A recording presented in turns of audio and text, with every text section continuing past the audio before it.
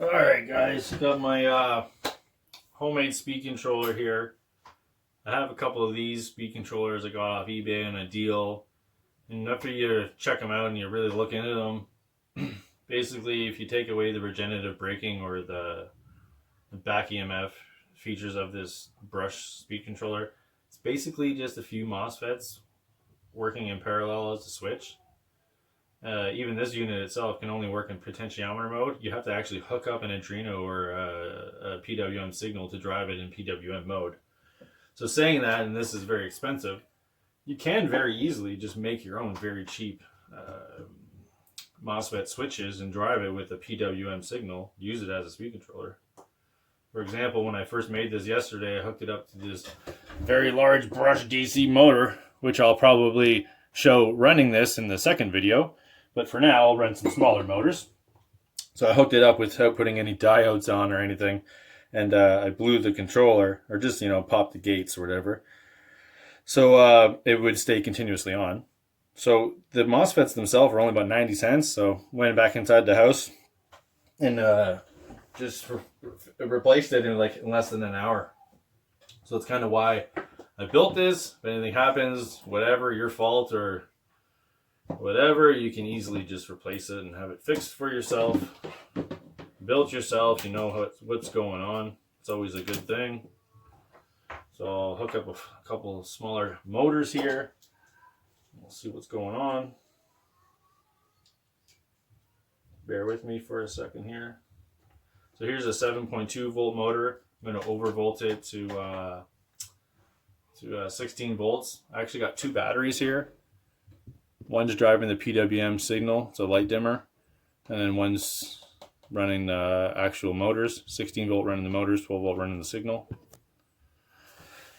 So the light dimmer I'm using, as soon as I flick it on, it has like an off switch. As soon as I put it to the run position, it's giving somewhat of a voltage, so we're going to get the motor spinning instead of turning all the way off.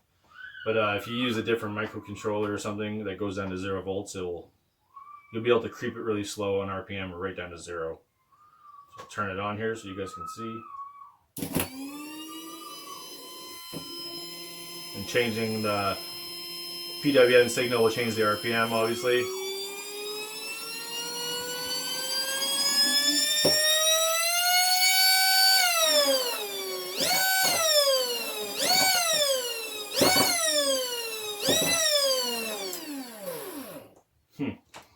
So that's that 7 volt motor overvolted to 16 volts. No load, so no issue there. This is a 12 volt drill motor. I got Power Wheels motor and a bunch of other motors here. So here's a drill battery motor.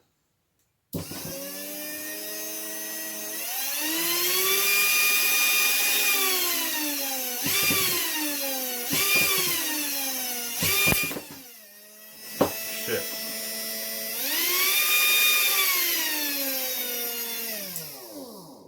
Had the outputs hit there for a second. Don't want to end up shorting out my controller there. So we got lucky there on that one.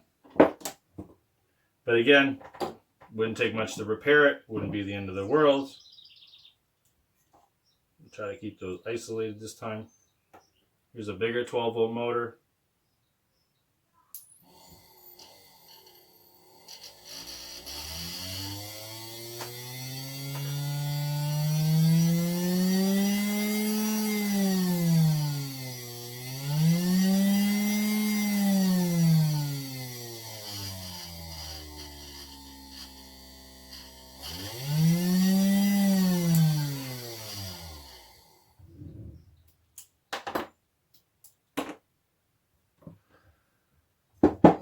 Yeah, so that's it.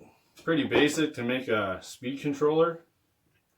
Just a parallel grouping of MOSFETs, pull down resistor, gate resistor, some diodes for the back EMF, PWM signal, to be telling it how many times to be turning on and off, and just some batteries, and that's about it. You got yourself a functioning speed controller to run the different size motors you have for different applications or different uses. So if you guys like this, please like, subscribe, give me a thumbs up, all that good stuff. Share the video around. I'll make a video with the schematic and how to step build video, and I'll drive some bigger motors with it, and we'll keep going with that. All right, guys, until next time, hope everyone's having a good one. Cheers, and take care.